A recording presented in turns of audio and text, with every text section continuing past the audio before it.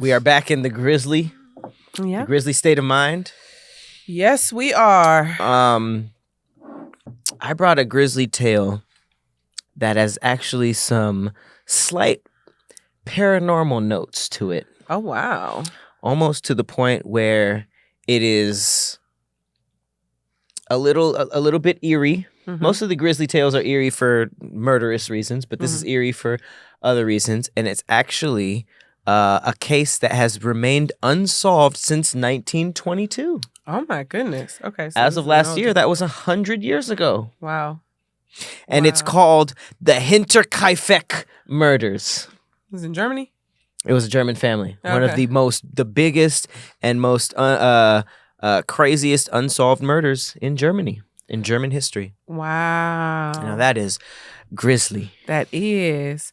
Mine is about an aspiring model who was stabbed to death by her roommate at a women's shelter. She was a homeless model that was stabbed to death by her roommate. First of all,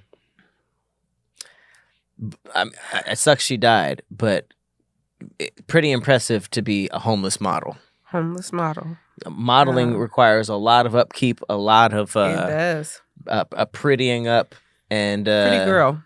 She was doing that whilst homeless. Okay, is she black? Mm-hmm. You brought a story of a black woman getting murdered. At least mine was a German family. That's better. At some point in time, we're gonna make an appearance. Doesn't matter. All right. Well, what Grizzly tale should be told first? I'll go first because I don't know how. I think yours has a level of intensity that I don't think I'm gonna reach, especially with you having paranormal aspects to yours. So go ahead. Let's start it off. An aspiring model in New York City was fatally stabbed on December 16th, allegedly by her roommate at a Manhattan homeless women's shelter. According to statements from the New York City Police Department, Charmaine Kaufman, 42, allegedly went on the run after they're going to say allegedly a lot times. A lot of alleged. Right. Allegedly went on a run after allegedly stabbing Victoria Good, 27, to death, per NYPD updates. The altercation allegedly occurred after the two got into an argument about loud music in their room, multiple news outlets report. About 10 p.m., Good was found suffering from multiple stab wounds in a 6th-floor hallway of the Project Renewal New Providence Women's Shelter on East 45th Street. I heard a lot of screaming and I came out, went upstairs and seen a lot of blood in the hallway, another shelter resident, Melinda Anders, 63, told New York Daily News. It made my stomach upset. That's something I can't forget. I heard it all the way down on the 2nd floor. The attack was reportedly caught on surveillance video, and Kaufman was allegedly seen tossing the bloody knife into a trash bin in the street afterward. People, who is where I got the article from, People was not able to view this video. Kaufman was found 4 days later following a citywide search. She is currently being held without bond, NYPD Chief of Detective James Essig said in a press briefing. Hey, keep her. Right? Keep her in there. I'm looking at her right now. She look crazy as hell. Keep her. She kind of reminds me of Ma. Have you seen the movie Ma? I absolutely have, and it wasn't scary because the woman was Octavia Spencer. I couldn't get it past my mind. But she kind of looks like... No, she looked like Octavia Spencer. But Ma was crazy. Good was pronounced dead at Bellevue Hospital. Good moved to New York City from Oklahoma City 5 years ago to pursue a runway modeling career. Her brother told the Daily News. She had recently done a shoot for Vogue Mexico, which is extremely impressive. I was about to say, Drake even said, don't say you model unless you pose for Vogue. Right. So she did a shoot for Vogue Mexico, but was struggling to make ends meet. This prompted her to stay in a women's shelter or with friends while she tried to secure more permanent housing. Mm-hmm. Her family is now speaking out about what Good may have dealt with at the shelter before her death. The victim's father claimed Good had been afraid of her roommate. She feared for her life before the attack. That's what her mother told me. James Good, 65, alleged to the New York Post. She complained to the shelter more than once, and she called the cops too. Did everything she needed to do. Mm-hmm. My baby's gone, my only daughter, the grieving father told the Post. The shelter Good was killed at, dubbed New Providence, has allegedly experienced prior incidents as well as residents concerned about security. I'm scared for my life being around this environment, said one resident to the Daily News.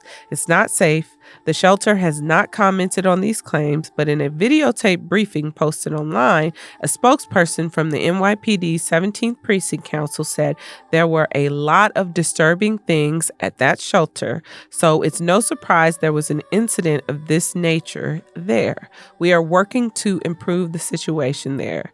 In 2011, a 57-year-old LGBTQ activist named Yvonne McNeil was shot 14 times by police outside the shelter where she lived. Reports conflict about what led up to the shooting. But Good's brother has launched a GoFundMe for the family's funeral expenses to help with moving her body back to Oklahoma. Kaufman was arrested Tuesday night and is charged with murder per police. It's unclear if she has issued a plea or retained a lawyer.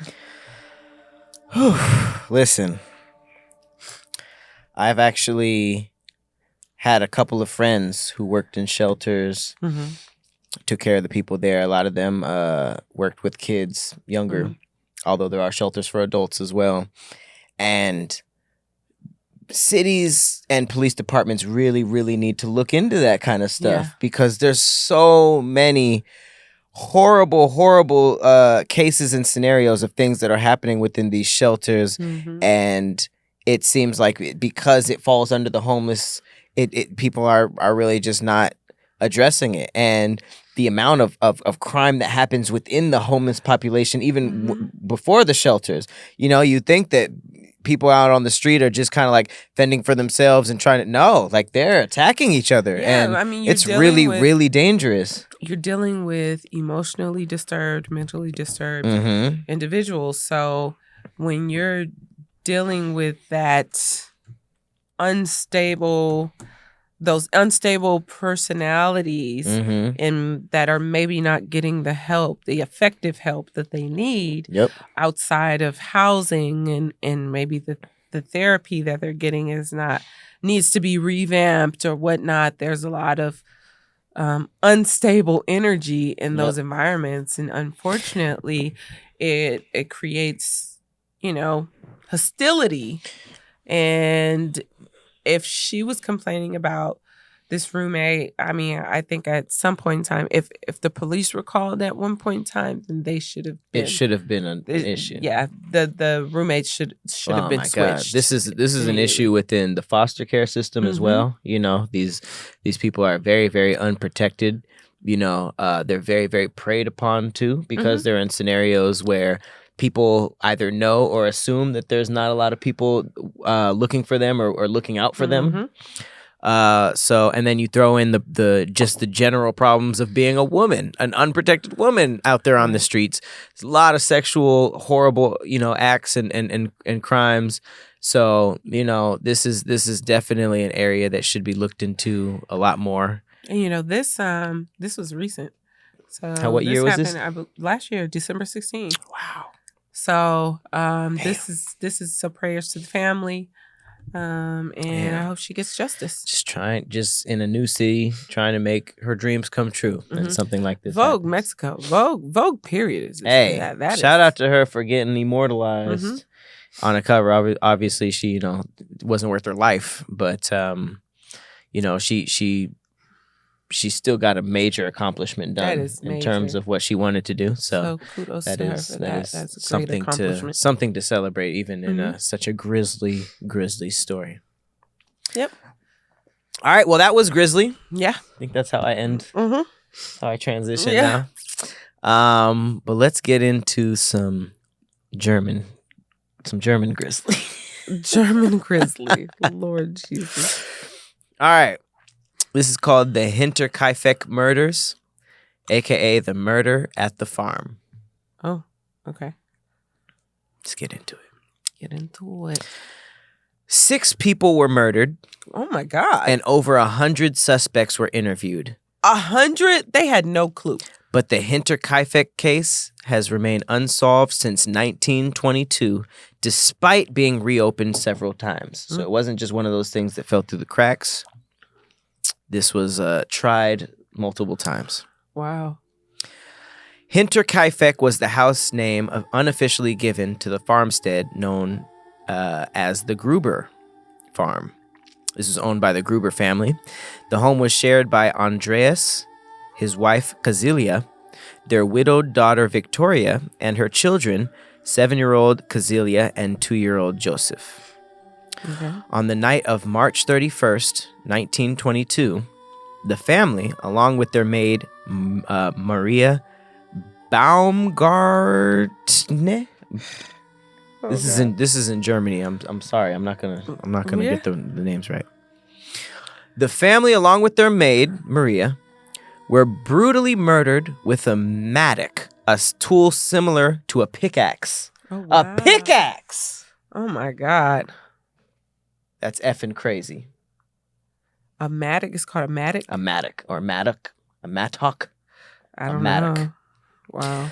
The perpetrator was never identified, and the Hinterkaifeck murders remain unsolved. That's crazy. Andreas and his wife Kazilia were found dead along with their daughter Victoria and their granddaughter 7-year-old Kazilia in the family's barn. All in the barn. Their bodies were found stacked on top of each other and covered with hay. Whoa. This led police to believe that the family members were lured into the barn and killed one at a time, but exactly how they ended up in the barn is unknown. Was it normal for the family to be in the barn at that time as part of routine chores, or did the murderer lure them in some other way? Okay. The police did rule out the idea that the family were lured into the barn due to noise. Okay. They conducted experiments that proved screams from the barn could not be heard from any other part of the farmstead. So how did the Gruber family end up in the barn? Well, 7-year-old Kazilia was found with clumps of hair in her hand and bare patches on her head. Police concluded that Kazilia had been alive for hours after the attack, and she had laid beside the bodies of her family, tearing out her own hair. Whoa. After killing 4 family members in the barn, the killer wasn't finished. He left through the stable and went into the main house. It is thought that at first he made his way to the maid's bedroom and struck her in the head while she slept. Finally, he went into Victoria's bedroom and murdered her 2-year-old son while he was sleeping in his bassinet. Oh my God. It took 4 days until the bodies were discovered, though the family's absence had been noted around the town. Victoria's young daughter, Kazilia, had been missing from school, and the family had failed to make it to Sunday worship. On the 3rd... Welfare check, yep. They weren't showing up where they needed. On the 3rd of April, the postman noted that the mail he had delivered 2 days prior was still there.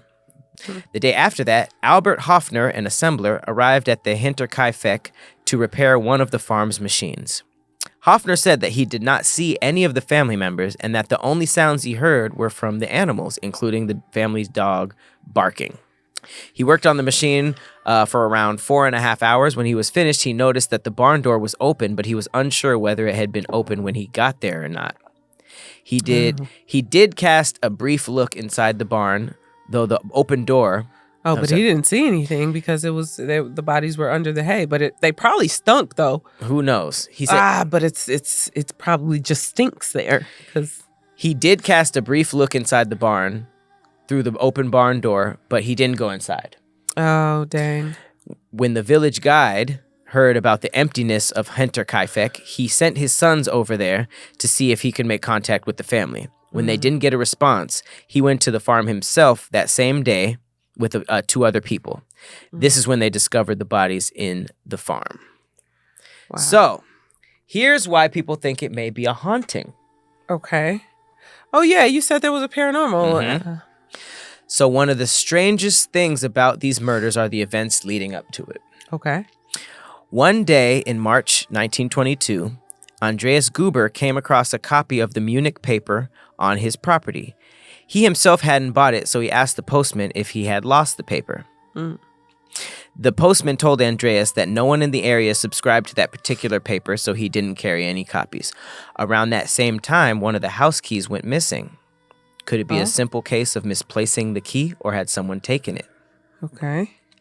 Maria, the maid that was killed in the attack, had only started her job at the farm the day before. The day before the murders? The family's original maid had quit 6 months prior after she kept hearing strange noises. Oh, wow. She believed that the house was haunted and no longer wanted to work for the Gruber family. So she dipped, new maid came through, day after, killed on the job. Oh, my God. She wasn't the only one who heard strange noises. The day before the murder, Andreas Gruber had also heard noises in the attic that sounded like someone was walking around. He took a light and went to see if he could find the source of the noise, found nothing. Okay. The same day, Gruber also found the footprints of 2 people in the fresh snow heading to the barn, but the tracks did not lead away again. Oh. So they found fresh prints of 2 people going into the farm, not leaving. It was assumed that a burglary had taken place as the engine house's lock had been broken and there were tools missing. However, they couldn't find anything. I have a theory. So, was Hinterkaifeck haunted as the previous maid thought, or could it be someone who was living at the farmstead without the family knowing? I was going to say, it sounds like someone was maybe hiding. There's the scary part.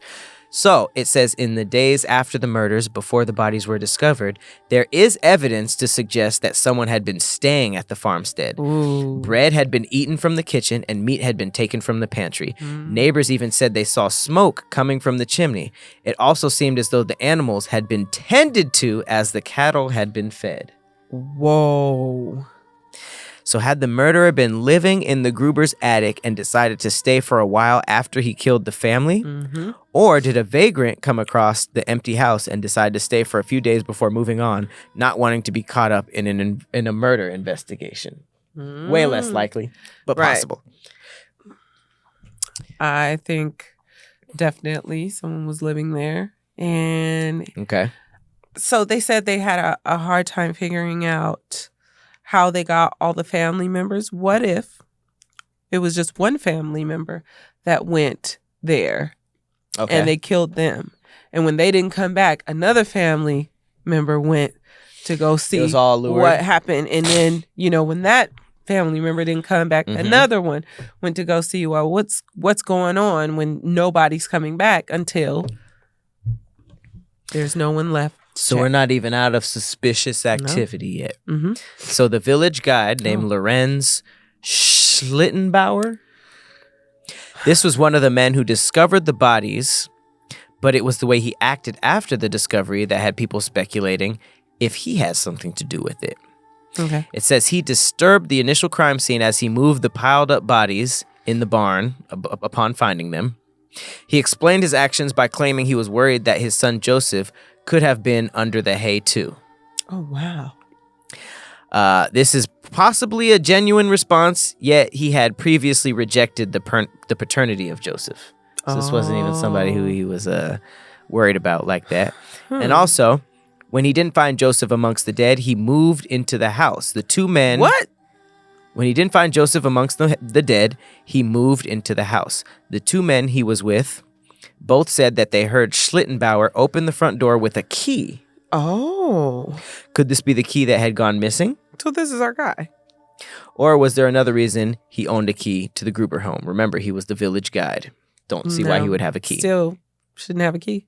Few people in the town also suspected him due to his turbulent relationship with Victoria Gruber. Oh. Schlittenbauer had asked to marry Victoria, and her father initially agreed, but then later changed his mind. Oh, there it is. He then put this down to the fact that Andreas Gruber would not stop his incestuous relationship with his daughter. Ew. Gross. Grizzly. Yikes. There had also been battles and court cases about alimony for baby Joseph. So this guy was just all over the place. And then also after the murders, he even asked investigators if he could get back any money he paid towards the child. How'd he get away? How was he not arrested for this? How was he not put on trial? It says police suspected him at the time, but there was no conclusive evidence that pointed to him being the murderer, and he was not charged. So there's a couple other. It's a pretty deep case. There's a bunch of other suspects, a bunch of other people. Those were the craziest to me. But it's crazy. The family was buried without their heads. What? As their skulls were sent to a clairvoyant in hopes of identifying the killer. Whoa. I know you can do that. You just pop the head off and send it. I think there's laws against that now. The clairvoyant said that the murderers were two people and the murder weapon was still on the estate. Wow. So this is definitely as grisly as they come. Apparently, they did find the murder weapon. It was the pickaxe. Right. But I mean, I think the creepiest part is that there was no footprints leaving. These people came through, murdered an entire family, and then hung out, ate the food, slept in the bed, fed the cattle, even tended to the land, which sounds like something the groundskeeper would do, who was the town guide. The town guide. I don't know why he would have a key. I don't know why he stole it. Moved the bodies around. You think that you see bodies, you wouldn't touch anything. But he has guilt written all over it, and maybe like he would have been caught. He would have been caught if it was today. I don't like the cut of that guy's jib. If I was a detective, I would say that all the time. I don't like the cut of his jib. Oh my God. It's pretty grizz. Very grisly. Pretty grizz. These are some tough stories to go through. Yeah. But you know, we knew that, so we added a segment at the end called In Other News? No. Yes. No. On a better note. On a better note. We got a new segment. She named it. We got a segment called On a Better Note, where I'm gonna bring a not so grisly story, so we can end on something positive without letting people go to sleep on murder. Okay. What you got? The story I got is heartwarming because, man, oh man, we're in Los Angeles, so we're not feeling the brunt of it unless this bomb cyclone is gonna hit us. But I think it's up north, so I think we might be in the clear. We might be good. Mm-hmm. Well, unfortunately, there are a lot of people on the East Coast that are going through it right now. There's a snowstorm. Oh, yes. People are freezing to death in their cars. Horrible, horrible thing. But there was a man who broke into a school and saved more than 20 people from a deadly snowstorm. Very nice. This is a guy named Jay Whitty. Okay. I don't want to say Whitey. Jay Whitty. Two T's? Nope, TH. So it might be Withy. Jay Withy, or Jay, I'm assuming it's Jay Whitty. Jay. Jay's a mechanic who went out to save a friend who was trapped in a massive snowstorm. So he was already leaving his house with some good intentions. Right. This guy was a hero from the start. While driving to help his friend, he got stuck in the snow himself. Oh, no. So he asked about 10 homes for help and offered them $500 just to sleep on their floors during the deadly storm, and all of them turned him away. Oh, wow. 10 I mean, people. You do have to be careful. You do. I get it, and it's a snowstorm. Yeah. But he was, he was getting the Jesus treatment. Yeah. No one was taking him. He had to find a manger, right? So his manger happened when he ran out of gas, and he decided to break into a nearby school. Okay. Hey, it's if that seems like warmer and people are freezing to death in their cars, do you? You got to do what you got to do. But his heroism didn't start. He didn't just warm himself up and keep it pushing. He went back outside to find others who had been stuck in the storm and gave shelter to over 20 people and 2 dogs. That is amazing. He said, "Come through. I got the elementary school to myself, and they got snacks." Right. They had to have snacks, right? I hope they don't charge him with anything for like I don't know. and entering or. I wouldn't be surprised also, but I don't think he did. Because this is literally life and death, and people are freezing to death. I heard of a guy who froze to death on his birthday. Oh, poor thing. He even listen to the jib on Jay. I like the cut of this guy's jib. Oh God. He left a note saying he was terribly sorry for breaking into the school and that he did it to save everyone. Okay. He definitely saved some lives that day, and the police chief agreed.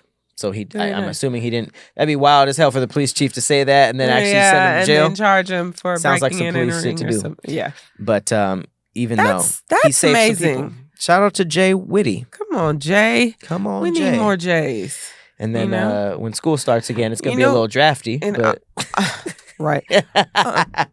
It was a blessing that those 10 people turned him away. You never because know then he saved how 20. Things work. Right. So you never know how things work, how things work in mysterious ways. Well, God. Because if one of those families would have given him shelter, then it's a possibility that those 20 people may and have two died. dogs.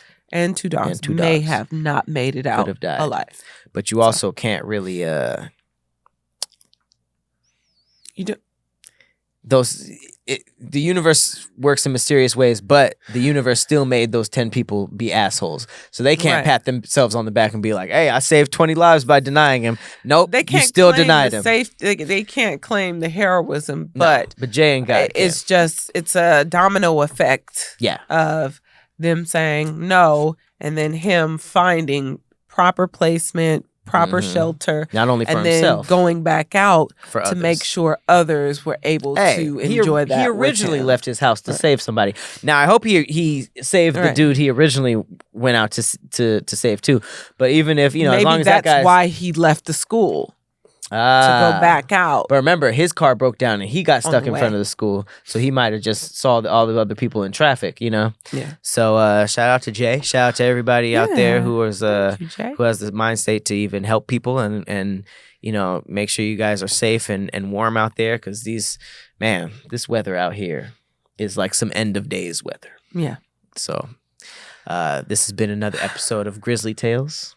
It's pretty grisly out there right now. Yeah, it is. But as long as there's people like Jay out there that can give us a good story at the end of these, I think we'll be okay. Hope. There's some hope. Well, we'll see you guys next time. I've been your co-host, Patrick Cloud. And I'm Persephanii. We'll see you in the next Grizzly Tale. Grizzly. Until next time. Grizzly Tales. That's too dark of a title to sing like that. Grizzly Tales. Grizzly Tales. So. We need some bats or some thunder or something. Grizzly Tales. Say it like Glorilla. We'll see you guys.